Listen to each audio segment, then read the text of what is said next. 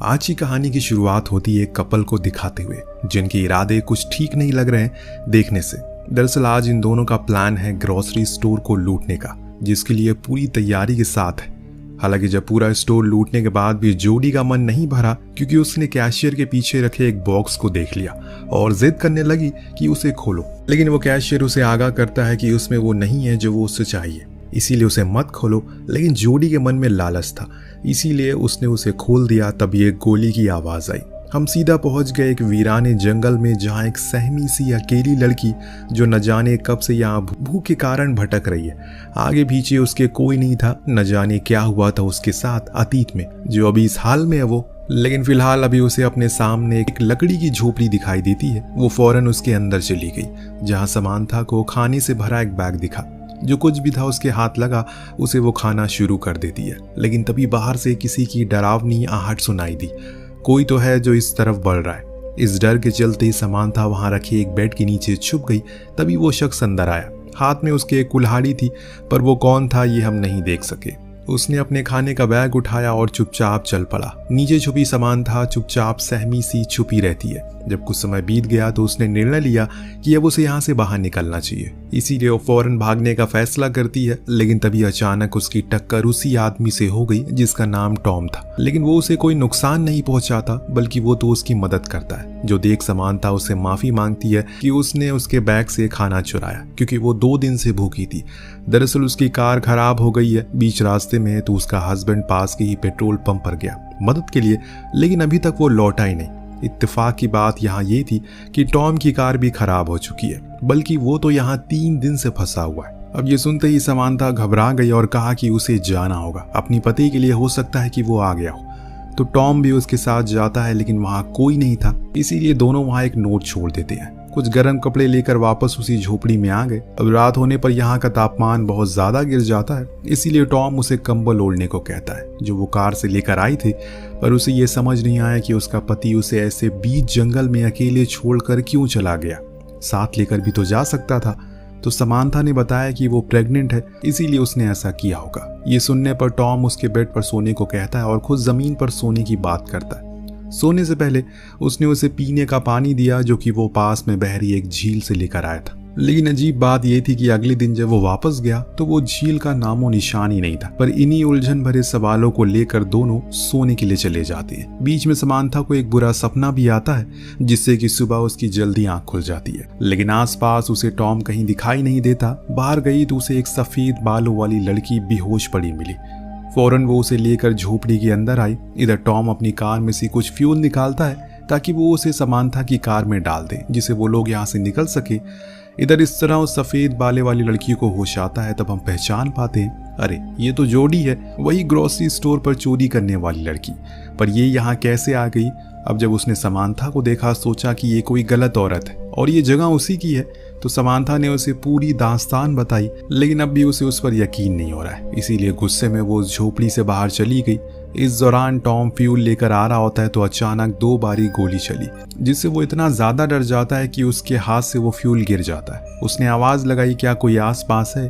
पर यहाँ कोई नहीं था, इसीलिए वो वापस आ गया। उसने एक अनजान लड़की को समांथा के साथ देखा, जो असल में जोडी ही थी। उसने बताया कि उसके बॉयफ्रेंड के साथ उसकी लड़ाई हो गई, इसीलिए वो उसे यहाँ अकेला छोड़कर चले गया। पर अब उसे घर वापस जाना है। उसकी बातें सुन टॉम उसे यहाँ रहने के लिए मान जाता है, पर बदले में उसे भी उनके कामों में हाथ लगाना होगा। नेक्स्ट डे समांथा और उसमें अच्छी बातें होती है, जिससे कि अब उनमें दोस्ती भी हो जाती है। पर वहाँ टॉम की तो परेशानियाँ खत्म ही नहीं हो रही है। वो नोटिस करता है जितनी दूर वो अपनी लोकेशन से जा रहा है, उतना ही वो उसके करीब होता जा रहा है। यानी कि बार बार वो लौट कर उसी झोपड़ी के पास आ जाता है, जो चीज उसे बहुत ही अजीब लगती है। और इसीलिए वापस इन दोनों के पास आता और कहने लगा, ये जगह ठीक नहीं है, हमें यहाँ से चलना चाहिए। पर मुझे एक बात जाननी है, असल में तुम लोग जा कहाँ रहे थे और ये जगह कौन सी है, यहाँ किसी को पता है? तो समांथा ने कहा कि उसके पति ने बताया कि ये न्यू हैम्पशायर है। पर जोडी कहती है जगह तो डकोटा है। तो वहीं टॉम कहता है कि वो लॉस एंजलिस वाले रूट पर था। इन सब बातों के बाद अब ये समझ चुके हैं कि ये बहुत बड़ी मुसीबत में है, और इसीलिए टॉम ने मन बनाया कि वो लोग कल सुबह जितनी दूर जा सकते हैं उतनी दूर जाएंगे, ताकि किसी की मदद ले सके या फिर कुछ और तरीका निकाल सके इस जगह से बाहर निकलने का। रात होने पर जोडी और टॉम दोनों एक साथ एक बड़ा ही अजीब सपना देखते हैं। जिसमें उन्हें कोई इंजेक्शन लगा रहा है, और कुछ इसी तरह का समानता का भी था जिसमें वो दर्द से कर्रा रही है। खैर सुबह हुई तो ये लोग अपना सामान समेट कर चलना शुरू करते हैं। समानता और जोडी के बीच बातें होती है जिसमें वो उसे अपने अतीत के कुछ पन्ने साझा करती है, जैसे कि उसकी माँ उसे जन्म देते ही मर गई, तब से वो अनाथ आश्रम में पली बड़ी है।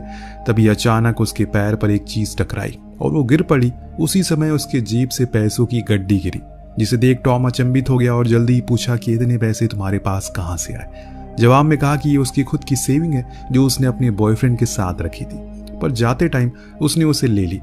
तभी समानता की नजर उसी चीज पर पड़ी जिसे जोडी टकराई थी। ये एक हैंडल था। जब टॉम ने अपनी कुल्हाड़ी से उसे तोड़ा तो वो असल में एक जर्मन बंकर होता है, जिसके अंदर सारी जंगी सामान रखे थे और कुछ कैन फूड भी थे जिस पर नाजी आर्मी का सिंबल बना था। यहाँ समानता बताती है कि उसके पिता पहले युद्ध लड़े थे, इसीलिए उसके घरों में ऐसे सामान काफी आते जाते रहते हैं।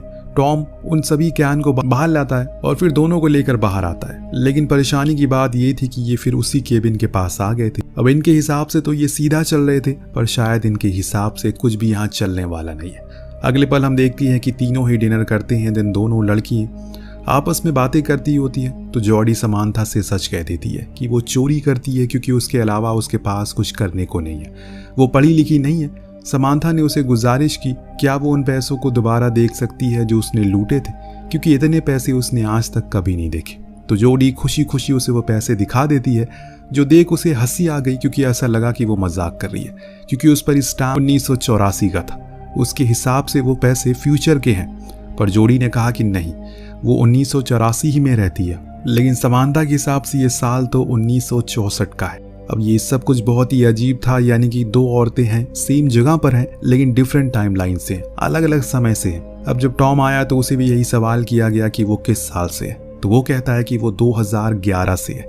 अब ये सुनने के बाद उन दोनों ने अपनी पूरी कहानी बताई। पहले तो टॉम को ये सब मजाक लगा, लेकिन उनके शब्दों के भारीपन को देखते हुए वो समझ गया कि जरूर कुछ तो गड़बड़ है। इतने में अचानक बाहर से गोली चलने की आवाज आई। कौन बार बार गोली चला रहा है? जब देखा गया तो पता चला कि वो कोई अनजान शख्स है जिसके हाथ में बंदूक है। इन्हें मदद की जरूरत थी, इसीलिए वो बाहर आया। उसे कहने लगा कि वो लोग मुसीबत में हैं, पर वो आदमी जर्मन में कुछ बोलने लगता है जो वो समझ नहीं पाया, लेकिन इतना वो समझ गया कि वो उस कुल्हाड़ी को फेंकने को कह रहा है। इसीलिए उसने वही किया। जब उसकी आंख खुली तो अगले क्षण वो तीनों ही कैद थे और वो जर्मन गायब था। अब उन्हें कहीं ना कहीं ये समझ जाने लगा है कि हो सकता है कि उन्हें समय यात्रा की हो। वो तीनों ही कैद थे और वो जर्मन गायब था। तो सुन सबसे पुराने सन की समानता ने पूछा क्या 2011 तक समय यात्रा मुमकिन हो चुकी है? तो टॉम कहता है कि नहीं, ऐसा कुछ नहीं बना था। थोड़ी देर बाद वो जर्मन लौट कर आया तो टॉम की रस्सियों को खोल दिया, फिर बाहर ले जाकर उसे खूब मारा पीटा। दिन अंत में उसे एक पेड़ से बांध दिया। फिर वो अंदर आया और उन लड़कियों से पूछने लगा कि वो कौन है और कहां से आई हैं। तभी उसकी नजर जॉडी के लॉकेट पर पड़ी, जिसके बारे में वो उसे पूछने लगा। सिर्फ समानता ही थी जिसे जर्मन आती है, इसीलिए वो उसे समझाती है कि वो लॉकेट उसकी माँ का है और वैसे ही सेम उसके पास भी है। तब वो जर्मन नागरिक गुस्से में अपने गले में पहना वही सेम लॉकेट दिखाता है जिसमें एक औरत की तस्वीर थी जो हूबहू समानता की माँ की तरह लग रही है। चीजें अब धीरे धीरे करके और परेशान करने लगती है, लेकिन आप बने रहिए क्योंकि इसका अंत आपको हिला कर रख देगा। अब वो दोनों लड़कियों को लेकर बाहर आता है तो समानता टॉम से पूछती है क्या उसके पास भी ऐसा कोई लॉकेट है, लेकिन वो इनकार करता है। इस बीच वो अनजान आदमी ये भूल चुका था कि टॉम ने खुद की रस्सी खोल ली है। अगले पल अब उस हाल में है जिस हाल में उसने इन तीनों को रखा था, पर वहीं खड़ी ये तीनों अपनी ही कश्मकश में डूबे हुए हैं, क्योंकि कहीं ना कहीं उन्हें ये गुत्थी सुलझती हुई नजर आ रही है। समानता का कहना था कि उस आदमी के पास जो लॉकेट है उसमें जो तस्वीर है वो उसकी माँ की है, पर टॉम ये मानने को राजी नहीं था। पर जब जॉडी ने कहा कि वो तस्वीर वाली औरत उसकी नानी है तो उसके तो होश उड़ गए। यहाँ उस अनजान आदमी का नाम भी पता चलता है जो हमें समानता बताती है। उसका नाम था जो असल में उसके पिता थे। पर सिर्फ यही नहीं, जब समानता ने जॉडी से उसकी जन्म की तारीख पूछी तो उसने बताया कि 3 जून 1964। ये वही तारीख थी जिस दिन जॉडी की माँ की मृत्यु हुई थी अपनी बेटी को जन्म देते हुए, और वो बेटी कोई और नहीं बल्कि खुद जॉडी ही थी। क्यों आपको शौक लगाना? अब पूरे केबिन में शौक का मातम पसरा हुआ है। बात ही कुछ इस तरह सामने आई है, सभी के होश उड़ चुके हैं। समानता को जब पता चला कि उसका पति असल में युद्ध में मारा गया तो वो रोते हुए केबिन से बाहर चलेगी। लेकिन सिर्फ यही नहीं, यहाँ एक और राज से पर्दा उठता है। बाहर बैठा टॉम जॉडी को बताता है कि वो असल में उसकी माँ एक चोर थी, पर वो उसकी इस बात को नकार दे क्योंकि उसके पास ऐसा कोई लॉकेट नहीं था। पर उसका कहना था कि उसके पास सेम लॉकेट है, पर वो अभी उसके घर पर है। वो बताता है कि उसकी माँ एक चोर थी जो अपने पति केविन के साथ शहर के गैस स्टेशन ग्रोसरी स्टोर को लूटा करती थी, लेकिन एक दिन उन्होंने खुद अपने पति को मार डाला, जिसके जुर्म में उन्हें फांसी हो गई। ये एक कड़वा सच था जो असल में हकीकत थी, पर यह चीज जोडी सुन नहीं पाती और वो भी केबिन से बाहर आ जाती है। बाहर बैठी उदास समांथा के पास उसकी बेटी जॉडी गई।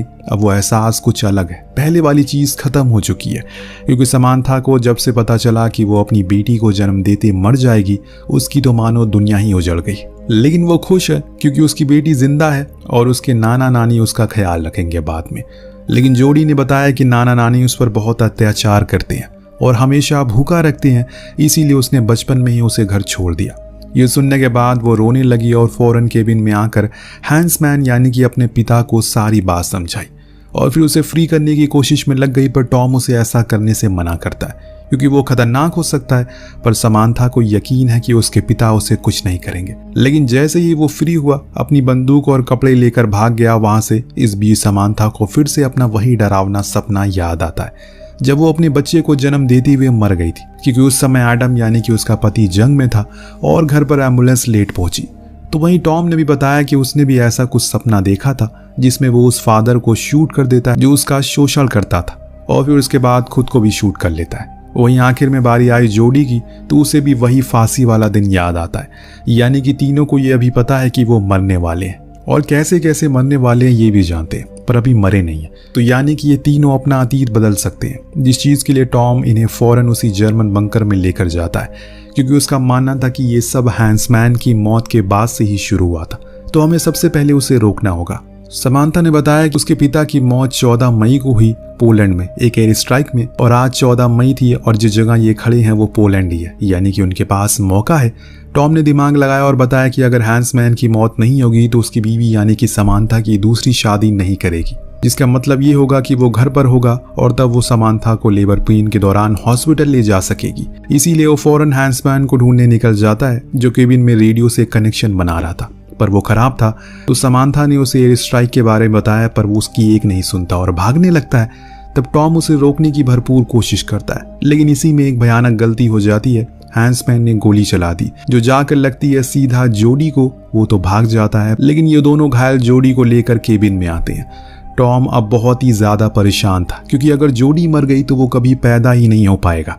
मुझे उसे किसी तरह करके रोकना होगा, इतना बोलकर वो हैंसमैन को पकड़ने के लिए चला जाता है। इधर समांथा अपनी बेटी को जिंदा रखने की पूरी कोशिश करती है, इसीलिए ईश्वर ने कभी किसी इंसान को ये ताकत नहीं दी कि वो खुद के अतीत को कल को देख सके, वरना वो कुदरत की बनाई चीजों से छेड़छाड़ करना शुरू कर देगा, जिसका अंजाम बहुत ही भयानक हो सकता है। टॉम ने हैंसमैन को ढूंढ तो लिया, लेकिन वो हर बारी उसके चंगुल से भाग जाता है। लेकिन उसे एक बात देखी, वो कहीं भी भागे बार बार उसी केबिन के पास आ रहा था, इसीलिए वो भी अब उसी केबिन के पास चला गया जहां अब दोनों आमने सामने थे। हैंसमैन उस पर कई गोलियां चलाता है, लेकिन एक भी गोली उसे नहीं लगती, क्योंकि अब टॉम का वजूद ही खत्म होता जा रहा है। जॉडी की आखिरी सांसों की तरह जैसे जैसे उसकी आत्मा उसके शरीर को छोड़ रही है, टॉम खुद का अस्तित्व खोता जा रहा है। और फिर एक पल वो भी आता है जब वो पूरी तरह से गायब हो जाता है, क्योंकि जोडी मर चुकी है। पर समांथा को अब ये देख अपने पिता पर बहुत गुस्सा आता है। उन्होंने खुद के साथ साथ अपने आने वाली पीढ़ी की भी जिंदगी को मुश्किल बना दिया। इतना सब कुछ होने के बाद अब जाकर हैंसमैन को उसकी बातों पर यकीन आता है। लेकिन अब क्या, अब तो बहुत देर हो चुकी है। आसमान में रशियन प्लेन नजर आने लगे हैं, इसीलिए दोनों ही भाग, लेकिन बॉम्ब गिरना शुरू हो चुके हैं, जिसे समांथा भी घायल हो चुकी है। लेकिन उसके पिता उसे उठाकर बंकर में आ जाते हैं। अब धीरे धीरे करके समांथा का वजूद भी खत्म होता जा रहा है, क्योंकि हैंसमैन ने खुद को बचा जो लिया, वो उस समय नहीं मरा जिस समय वो पहले मरा था। यानी कि अब सब कुछ सही हो जाएगा, लेकिन एक चीज अभी भी नहीं बदलेगी। वो क्या था आपको कुछ देर में पता लग जाएगा। सीन शिफ्ट होकर पहुंचता है फिर से उसी समय में जिसमें कहानी की शुरुआत हुई थी, लेकिन इस समय चीजें काफी बदली है। जोडी उसी ग्रोसरी स्टोर पर जाती है, लेकिन एक अलग अवतार में, एक अमीर और पढ़ी लिखी लड़की बनकर। लेकिन जब वो वहां से बाहर निकली तो उसे केविन दिखा, जो अपनी दूसरी गर्लफ्रेंड के साथ वही काम को अंजाम देने वाला है, पर एक नई गर्लफ्रेंड के साथ, जिसका मतलब ये है टॉम कभी पैदा ही नहीं होगा, क्योंकि जोडी केविन कभी मिले ही नहीं।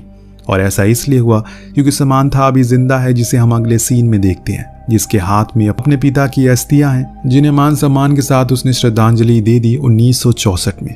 अंत में हम फिर से उसी स्टोर में देखते हैं जहां केविन की नई गर्लफ्रेंड अमेली ने सब कुछ लूट लिया, लेकिन अंत में उसकी भी लालच खत्म नहीं हुई और उसकी नज़र कैशियर के पीछे रखे उस बॉक्स पर पड़ी, जिसे खोलने को उसने कहा, लेकिन कैशियर ने उसे आगाह किया अगर वो अंदर गई तो अब कुछ भी नहीं सुधर पाएगा। पर वो नहीं मानी और बूम में गोली चली, जिसके साथ ही कहानी का यही पर अंत होता है। दोस्तों, ये एक बहुत ही कमाल की कहानी है जो हमारे और आपके दिमाग को पूरी तरह से घुमा कर रख देती है। कहानी कैसी लगी हमें कमेंट करके जरूर बताएगा। मिलते हैं अगले वीडियो में। Thank you so much watching. Peace out.